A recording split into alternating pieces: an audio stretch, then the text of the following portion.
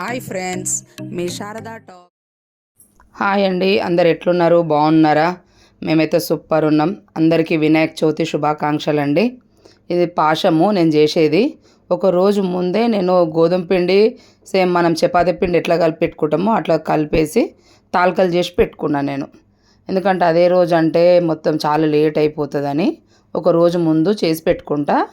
మంచిగా నీట్గా మంచిగా అన్నీ కడుక్కొని మంచి ఫ్రెష్గా ఉండి చేసి పెట్టుకుంటాను నేను.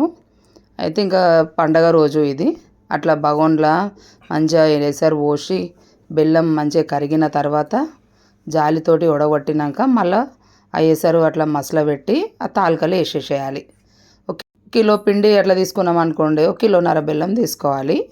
ఇదేంటంటే అంత అయిపోయిన తర్వాత మంచిగా ఉడికినాక చిక్కగా కావాలంటే కొంచెం నూకల పిండి నేను అందులో గసాలు కూడా వేస్తా, మంచిగా టేస్ట్ వస్తుంది. అది పోసిన తర్వాత చిక్కగా అయిపోతుంది.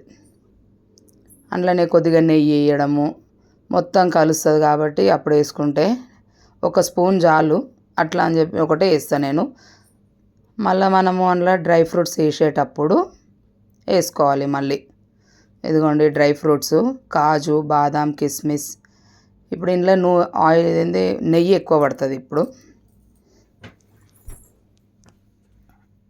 అట్లా నెయ్యి మంచిగా ఇందులో వేసేసుకొని మంచిగా అంతా గోలిచ్చిన తర్వాత అందులో పోసేసేయాలి.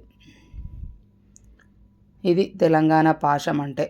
కొందరేమో పాల తాలికలు అని అంటారు, పాలు కాలి చక్కెర అట్లా వేస్తారంట. ఈ తెలంగాణ స్టైల్లో ఇట్లా బెల్లం వేసి ఇట్లా పాశం అంటే ఇది. ఇంకా మా ఆయన అయితే గణపతిని అయితే కూర్చుండబెట్టిండండి. మా దేవుడి రూమ్లోనే వచ్చేసిండు గణపతి.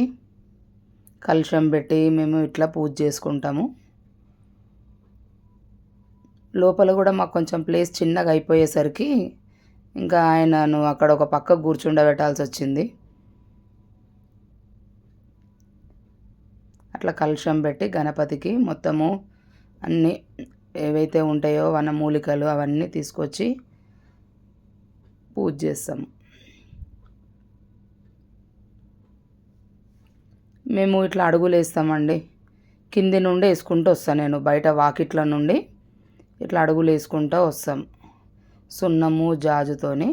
అంత అయిపోయిన తర్వాత మనము వండిన పాశం కుండ, మళ్ళా తుమ్ముకూర, ఏది చింతకాయ పచ్చిమిర్చి అట్లా వేసి తుమ్ముకూర అదే రోజు వండుతారు కదా, గణపతికి ఇష్టం కదా. ఇవి వండిన నిండు కుండకి అట్లా కంకణాలు కడతారు.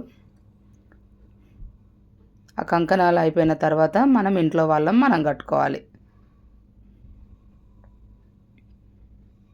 పూజ చేస్తాం కదా గణపతికి, మనం కూడా కంకణాలు కట్టుకోవాలి.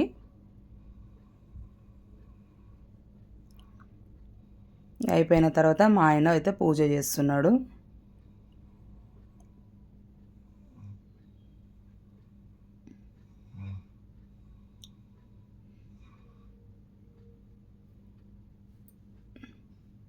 ఇదిగోండి, ఓకేనండి. ఇక్కడ లోపలైతే మా గుడి మీరు అందరు చూసిందే. లోపల మా దేవుడిది అయితే గుడి అందరికీ చూపించిన ఇంతకుముందు కూడా. అంత పూజ అయిపోయాక కొబ్బరికాయ నైవేద్యం లోపలనే పెట్టి ఇట్లా కొబ్బరికాయ కొట్టేసినాము.